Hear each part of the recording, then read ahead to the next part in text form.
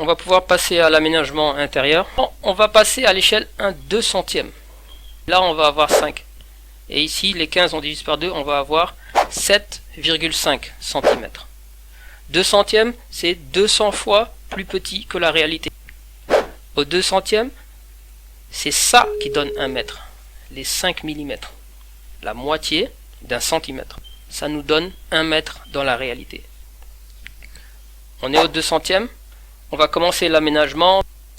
On sait tout de suite que c'est cette zone qui va être l'entrée. Ensuite, ici, on a une autre zone qui se dessine, qui va bénéficier donc de l'éclairage de la cour avant. Et ici, d'office, comme cette zone, elle est confinée, elle est à l'écart, on sait que ça va être une zone privée, donc une chambre. Donc on lui a tout de suite prévu un espace dressing, salle de bain. On continue. Ici, pour cette zone, un autre espace de vie, plus une salle de bain. Là, on a le salon, puisqu'on a l'entrée, la cuisine tout de suite à droite, le salon tout de suite à gauche, et la cuisine a une bonne aération. Mais il y a encore des choses qui me dérangent, il y a encore des problèmes. Premier problème. Là, vous regardez une vidéo, elle a été raccourcie et très résumée. Mais dans la vraie formation, la version est plus détaillée et plus expliquée, comme si on expliquait à un enfant.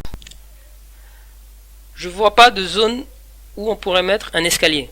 C'est pas obligatoire, puisqu'on travaille un rez-de-chaussée. Un rez-de-chaussée, ça veut dire de plein pied, ça veut dire qu'il n'y a pas d'étage. Mais il pourrait y avoir une toiture terrasse, par exemple. La deuxième chose, c'est ça. Regardez, ça c'est une leçon importante en architecture. J'ai l'entrée, j'arrive. Ici, j'ai un couloir. Donc là, j'aurai une porte pour cette chambre. Ici, j'aurai une porte. Ici, j'aurai une porte. Donc 3 portes qui n'ont pour desserte que ce minuscule couloir. Regardez l'entrée. Une porte ici, une porte pour le salon et une porte pour la cuisine. 3 portes doivent être dans un dégagement. Autre problème, pour quitter cette cour et aller dans cette cour, il faut forcément traverser une pièce. Soit il faut traverser cette chambre ou la cuisine ou la chambre parent. Donc ces deux chambres là, pour les dessiner plus précisément, ça va donner ça. On pourra insérer un escalier. Il y aura un moyen de caser l'escalier. Ici ça va déranger un peu, mais on verra que c'est pas très grave. Mais dans la vraie formation, la version est plus détaillée et plus expliquée, comme si on expliquait à un enfant. S'il y a des problèmes qu'on va régler avant de dessiner plus précisément. Ici, ce qui peut sembler bizarre, c'est peut-être cette cuisine là, qui est un peu étroite. Est-ce qu'on a le droit de faire ça? Quelle est la largeur d'une cuisine réglementaire? Donc c'est ce qu'on va voir. On va regarder un exemple sur une maison qu'on a déjà dessinée. Voilà, la cuisine est là. Alors dans une cuisine c'est très simple, si vous avez à peu près 1,60 m, c'est bon. Pourquoi?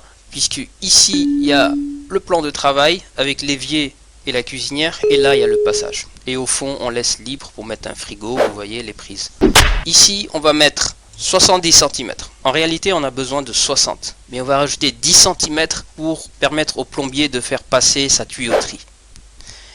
Et dans le passage, si on a 80 cm, normalement c'est bon. Donc là on est à 1,50 m, donc on rajoute 10 cm pour la commodité, par exemple pour transporter le frigo qui doit venir ici, et c'est parfait.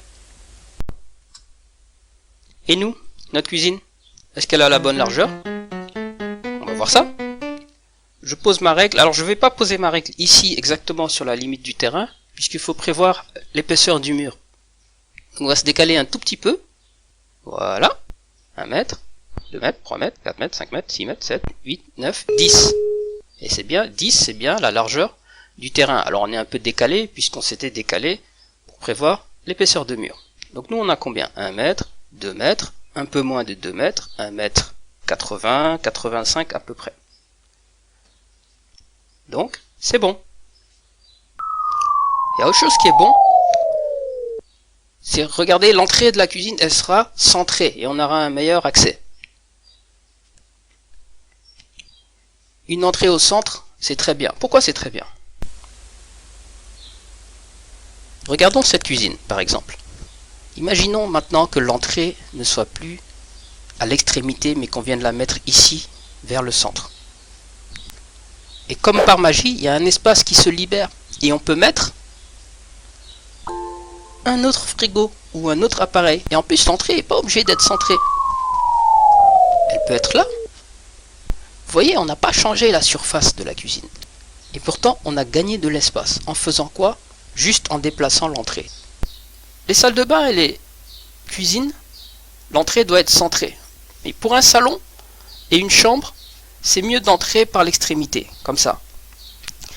Pourquoi? Parce que c'est des espaces de vie. Il faut qu'un maximum d'espace soit indépendant. Maintenant, on va voir en détail pourquoi il faut rentrer à l'extrémité dans certaines pièces et au centre dans d'autres pièces.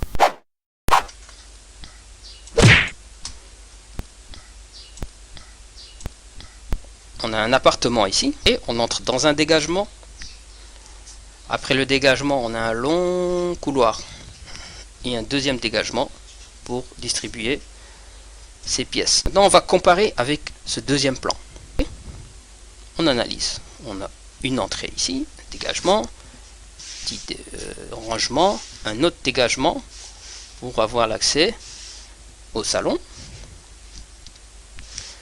accès à une cuisine avec salle à manger, plus une cour.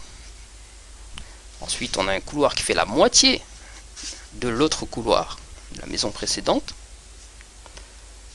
On a un petit dégagement et on a les parties privées. Est-ce que vous avez remarqué? Donc, en déplaçant l'entrée, on a même gagné une cour et en conservant la même surface, on a gagné de l'espace.